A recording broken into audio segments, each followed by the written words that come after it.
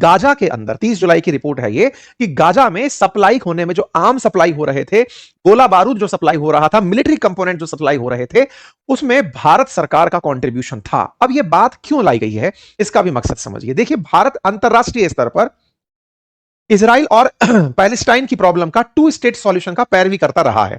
हमेशा भारत यह कहता रहा है कि इजराइल और पैलेस्टाइन को को एग्जिस्ट करना चाहिए, जबकि गल्फ के अधिकतम देश यह मानते हैं, विशेष रूप से मुस्लिम पूरा वर्ल्ड यह मानता है कि केवल पैलेस्टाइन को होना चाहिए। इजराइल यह मानता है कि केवल इजराइल को होना चाहिए। इवन ट्रंप यह मानता है कि केवल इजराइल को होना चाहिए। भारत क्या मानता है कि इजराइल और फिलिस्तीन को सह अस्तित्व होना चाहिए, क्योंकि यूएन में टू स्टेट सॉल्यूशन सुझाया जा चुका है। तो ऐसे में अब अगर आपको यह पता चले कि दो देश पैलेस्टाइन और इजराइल लड़ रहे थे और भारत इजराइल को वेपन दे रहा था लड़ने के लिए, जबकि दोनों ही देशों के साथ भारत के अच्छे संबंध हैं, तो क्या भारत के गाजा के साथ अच्छे संबंध हैं? नहीं। जो पीएलओ करके ऑर्गेनाइजेशन है, जो वेस्ट बैंक से ऑपरेट होता है, पैलेस्टाइन के अंतरराष्ट्रीय स्तर पर बात करता है, यासर अराफात जिसके काफी चर्चित चेहरे रहे, भारत के संपर्क उनके साथ अच्छे रहे हैं। ओके, फिर क्या कहना चाहते हो? इशू यह है कि पैलेस्टाइन के मुद्दे पर, गाजा के मुद्दे पर बहुत सारे मुस्लिम राष्ट्र भारत के खिलाफ पहले भी बयान देते रहे हैं कि भारत और इजराइल की जो करीबी है, इस करीबी के चलते मुस्लिम देशों को भारत का बायकॉट करना चाहिए। फिर चाहे तुर्की हो, पाकिस्तान हो, अजरबैजान हो, इनका ऑपरेशन सिंदूर के समय एक हो जाना कहीं ना कहीं तुर्की का इजराइल से नफरत करने के कारण था। परिणाम यह था कि तुर्की को इजराइल से दिक्कत थी, इजराइल भारत मित्र थे, तो बोले भारत और इजराइल मित्र हैं तो तुर्की और पाकिस्तान मित्रता निभाएंगे ऑपरेशन सिंदूर के समय पर। अक्सर अंतरराष्ट्रीय स्तर पर पाकिस्तान कश्मीर को गाजा बताकर ही ट्रीट करता है कि देखिए, जिस तरह से इजराइलियों ने वेस्ट बैंक और गाजा पर कब्जा किया हुआ है, भारत ने ऐसे ही कश्मीर पर कब्जा किया हुआ है। वो यही कहकर के लोगों का समर्थन दुनिया में जुटाता है। मुस्लिम देशों में जब जब गाजा के ऊपर कभी भी चर्चा होती है, पाकिस्तान ओआईसी की टेबल पर ले जाकर कश्मीर को रख देता है कि साहब जब इसकी चर्चा कर रहे हो तो इसकी भी कर लो। ऐसा करके इजराइल ने अगर गाजा पर हमला किया तो भारत ने इजराइल की मदद करी गाजा को नुकसान पहुंचाने में, तो ये मुस्लिम देशों को और एकजुट करने के काम आ सकती है, भारत के खिलाफ सेंटिमेंट तैयार कर सकती है। इस खबर का सही में मायना यह है। जब यह मायना सही में अंतरराष्ट्रीय स्तर पर है तो राष्ट्रीय स्तर पर भी है, क्योंकि भारत के अंदर भी कई राजनीतिक दल केवल इसलिए खुलकर इजराइल के साथ नहीं आते क्योंकि उन्हें लगता है कि देश के अंदर एक वर्ग, मुस्लिम वर्ग, कहीं उनसे खफा ना हो जाए, उनका जो वोट बैंक है वो उनसे नाराज ना हो जाए, उनके लिए जो जरूरी वोट एक साथ होकर पड़ते हैं वो कहीं बट ना जाए। अगर इजराइल का सपोर्ट किया तो मुस्लिम वोट छिटक सकते हैं। इसी के चलते बहुत से राजनीतिक दल, इवन यूपीए के काल में भी और उससे पहले के काल में भी, पहले की राजनीति में भी यही रहा कि इजराइल के साथ प्रधानमंत्रियों की यात्रा ही नहीं हुई, क्योंकि इजराइल और गाजा का मुद्दा जो है वो इतना आसान नहीं है जितना कि भारत पाकिस्तान को आप कह सकते हैं कि दो देश हैं, वहां पर दूसरा देश अस्तित्व की ही लड़ाई लगातार लड़ रहा है जिसका नाम फिलिस्तीन है।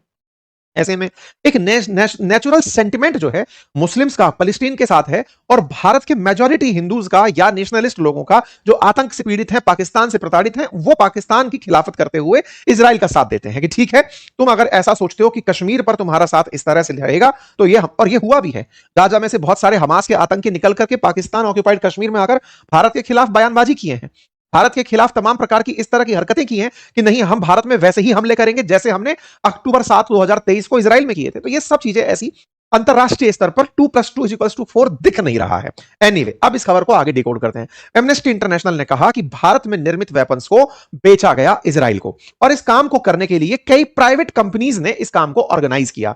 भारत और इजराइल की जो फिलहाल मित्रता है, इस पूरी मित्रता में जो यूपीए सरकार रही, वो यूपीए सरकार इस बात को लेकर के बहुत ज्यादा बचती रही। उन्होंने अपनी तरफ से एसएम कृष्णा नाम से जो विदेश मंत्री थे 2012 में, उनको भेजा, लेकिन भारत के प्रधानमंत्री की वहां पर यात्रा हुई। इंटरेस्टिंग फैक्ट और भी है, एक समय पर भारत, जब यूपीए सरकार भी थी, उस समय पर भी भारत इजराइल से सबसे ज्यादा वेपन खरीदने, सेकंड लार्जेस्ट वेपन इंपोर्टर थे इजराइल से, लेकिन इसे हम कभी एंडोर्स नहीं करते थे। मतलब विज्ञापन में जब बात आएगी निकल करके तो हम रूस का, अमेरिका का नाम तो लेंगे, लेकिन इजराइल को इतना प्रमोट नहीं करते थे। जानकारी इस तरह की है कि India has bought military hardware and software from Israel worth around $1 billion every year over last few year. ये हमने Israel sneaks number 2 position in arm supplier 2007 की न्यूज कटिंग पढ़ी है। यहां पर एक जानकारी यह भी है कि भारत लगभग $1 से $1.5 बिलियन का हर साल वर्ष 2007 में भी वेपन इजराइल से खरीदता था, और इतना कि भारत जो वेपन खरीद रहा है वो सेकंड लार्जेस्ट, सेकंड मतलब मार्केट के अंदर अगर व्यापार देखा जाए तो मात्रा के आधार पर दूसरा सबसे बड़ा है, जिसमें हमारे द्वारा इनकी कई ऐसी मिसाइल प्रणाली, हमने कई ऐसी तकनीकी इनसे परचेज की जिसमें हमारे मिग फाइटर्स को अपडेट करना भी शामिल था। हमने कई हाईटेक सिस्टम इनके साथ डेवलप किए। देश में सत्ता परिवर्तन हुआ, नई पार्टी की सरकार बनी, बीजेपी सत्ता में आई और उस समय पर प्रधानमंत्री की 2017 में इजराइल की यात्रा हुई।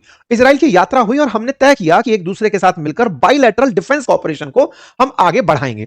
इसमें भी यही सोचा जा रहा था कि इजराइल भारत को वेपन बेचेगा और भारत इजराइल से वेपन खरीदते हुए आगे बढ़ेगा।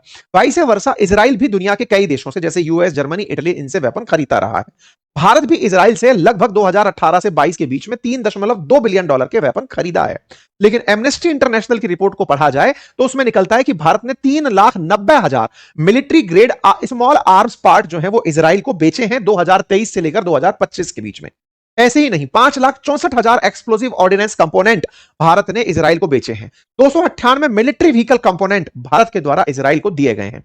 इतना ही नहीं, इनमें कंपनियों के नाम तक भी बाहर निकल कर आए, जिसमें Elbit system, Israel aerospace industries और रफाइल एडवांस डिफेंस सिस्टम। ये वो फ्रांस वाला रफाइल नहीं है, ये दूसरा रफाइल है इनका, इजराइल वालों का। ठीक है, तो अक्टूबर 7 की घटना के बाद भारत ने इजराइल को वेपन दिए।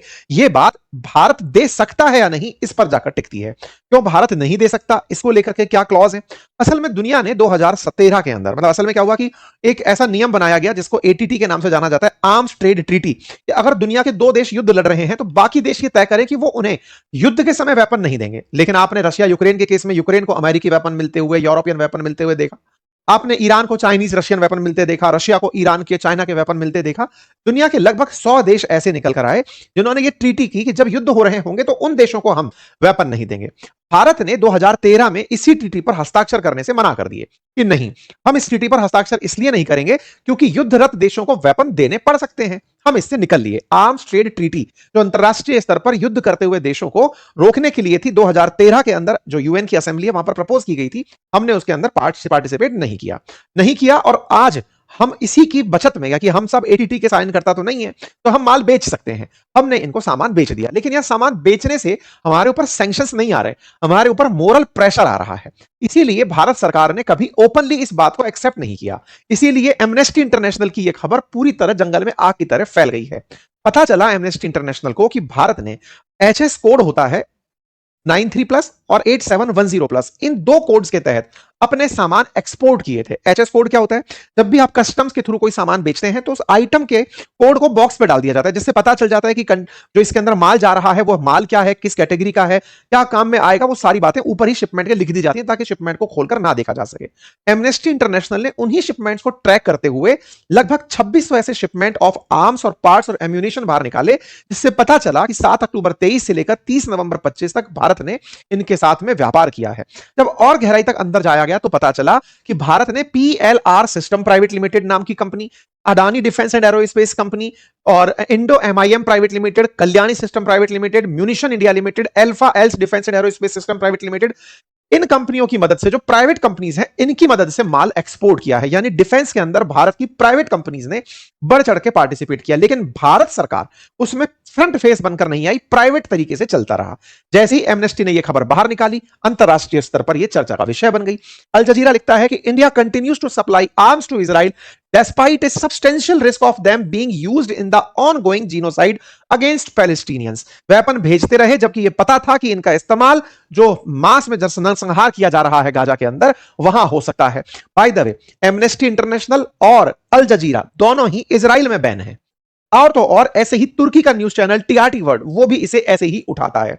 अंतरराष्ट्रीय स्तर पर पाकिस्तान के द्वारा भी इस खबर को हाथों हाथ उठा लिया जाता है कि देखो भारत ऐसा किया था। ये कुछ पाकिस्तानी पत्रकारों के नाम हैं, साजिया खान जैसे, जो इस मामले को उठा करके अब चल रहे हैं। हालांकि पाकिस्तान खुद इस समय पाकिस्तान ऑक्यूपाइड कश्मीर में बड़ी संख्या में लोगों को मार रहा है, जिसको खुद अंतरराष्ट्रीय मीडिया कवर कर रही है। बट कोई नहीं, फिलहाल इन लोगों की चर्चाएं इस बात पर चल रही है और भारत में भी अब यह चर्चा होना शुरू हो गई है कि भारत सरकार ने यह बताया क्यों नहीं। अब आते हैं एमनेस्टी इंटरनेशनल के ऊपर। हमारा क्या लेना देना है एमनेस्टी इंटरनेशनल के साथ? असल में इसके ऊपर एक मीम बड़ा सही बैठता है और वो ये है कि बोलने दे, तकलीफ हुई है बेचारे को। ऐसा क्यों? असल में जब से एनडीए सरकार बनी है तब से एमनेस्टी इंटरनेशनल पर कई बार मानवाधिकार के नाम पर जांच बिठाई गई है। ये सब मानवाधिकार के नाम पर अंतरराष्ट्रीय स्तर पर फंड लेकर आते हैं और भारत के अंदर दंगे भड़काते हैं। ऐसे में भारत ने जो एफसीआरए एक्ट, जिस पर मैंने 2 दिन पहले ही सेशन किया था, उस एफसीआरए एक्ट के आने से पहले ही, एफसीआरए एक्ट में जो अभी अमेंडमेंट्स आए उसके पहले ही एमनेस्टी का काम भारत में बंद करा रखा है। यानी कि ये भारत में काम नहीं कर पाती। तो इजराइल हुआ, रशिया हुआ, भारत हुआ, यहां पर एमनेस्टी का काम बंद हो चुका है। मतलब इनका एनजीओ यहां काम नहीं कर पाता, पहले करता था। हमने आज से 3 दिन पहले जो आपको एफसीआरए के ऊपर एक डिटेल सेशन किया था, उसमें भी आपको इसकी जानकारी हमने दी थी। एमनेस्टी खुद 17 जुलाई को इस तरह का कवर पेज लगाई है खुद के उस पर कि stop targeting NGOs and institutions. ये जो लोग आपको विपक्ष के दिखाई दे रहे हैं, ये विपक्ष के लोगों के द्वारा एनजीओज और इंस्टीट्यूशंस को टारगेट करने की खबर उसने खुद हेडलाइन बनाई कि हमारे देश के अंदर यानी भारत में एनजीओज को टारगेट किया जा रहा है। अंतरराष्ट्रीय स्तर पर यह खबर लेकर के ये दुनिया में घूमता है। भारत में बैन है, इजराइल में बैन है, रशिया में बैन है। क्यों बैन है? क्योंकि ये इस तरह के मामलों में, जिसमें मैंने आपसे अभी कहा कि विचार रखने की आजादी के ऊपर अगर किसी को जेल में भर दिया गया है तो उनके लिए मानवाधिकार संबंधी मामले के नाम पर यह फंडिंग का जो दुरुपयोग करता है, एफसीआर में उन्हें प्रतिबंधित किया हुआ है।